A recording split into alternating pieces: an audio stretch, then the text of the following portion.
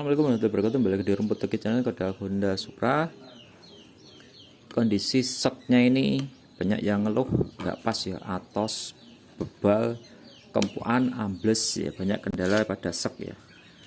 Ini kali ini saya pengen praktekin mengapa oli shock itu takarannya harus pas, dikarenakan ketika oli shocknya itu kurang, kebanyakan itu memiliki efek yang berbeda-beda. Untuk kali ini saya pengen mengetes untuk shock yang tanpa oli shock.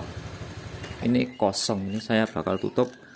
Apa efek yang terjadi? Ayo kita praktekkan.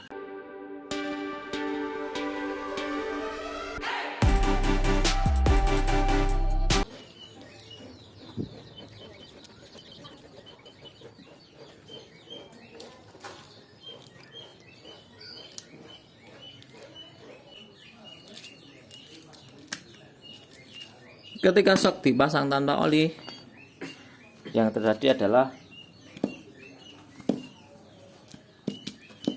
empuk banget. Baru beban untuk ditekan ya, kalau beban motor itu bakal nempel sampai sini, habis. Terlalu empuk dan cenderung ambles.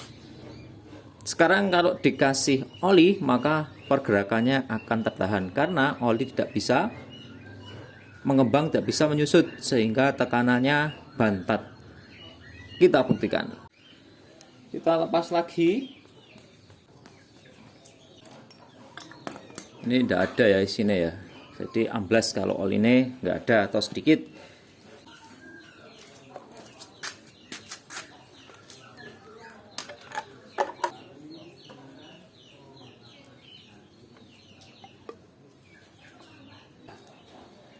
Ditandai kebanyakan ngisi gitu ya.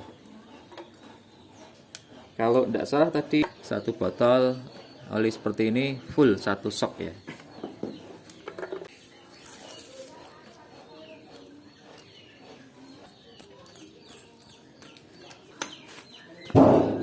Ya.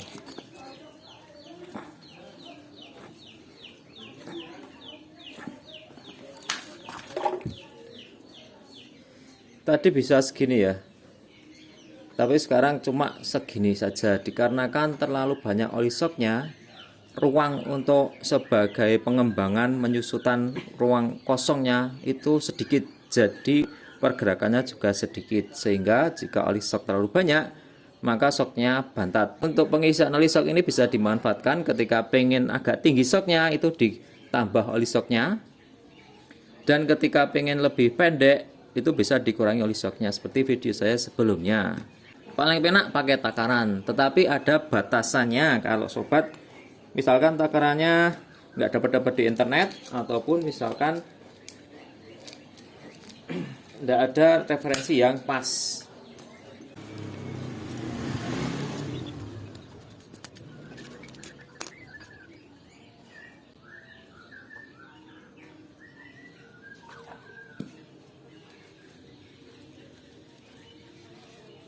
Batas nyamannya oli shock biar enak itu paling enggak itu kalau ini dimentokkan itu dia sampai netes gini. Nah, paling enggak itu segini itu shocknya bisa enak. Jadi ini persis di bawah tutup, masih bisa dipasang tutupnya, itu bisa sebagai acuan. Minimalnya itu paling enggak di bawah sini.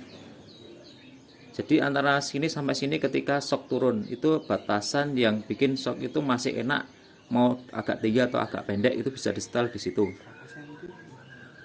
Nah, untuk cc-nya itu sekitar antara 65 sampai 75. Untuk catatan yang situ itu yang pernya ini yang rapat di bawah. Kalau yang rapat di atas itu lebih turun lagi karena ini sudah ada volume dari pernya yang rapat itu juga.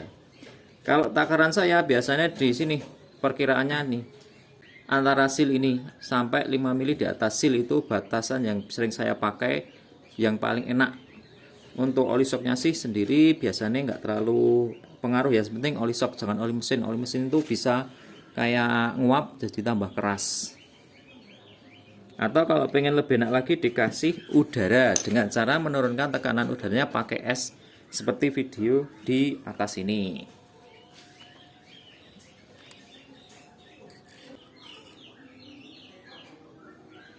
pas sekali ya di bagian seal ini, sesuai pengen saya lebih empuk. Karena waktu sudah hampir maghrib, jadi ini langsung ditutup.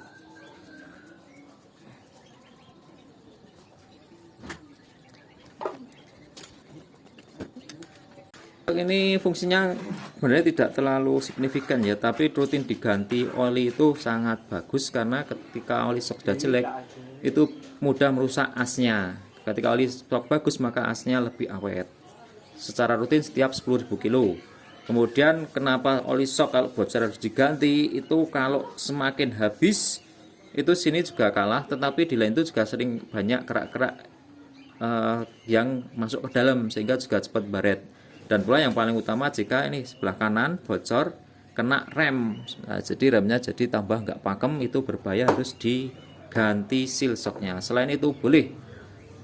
Untuk harga sewa silahkan cek di deskripsi. Semoga bermanfaat. Terima kasih channel.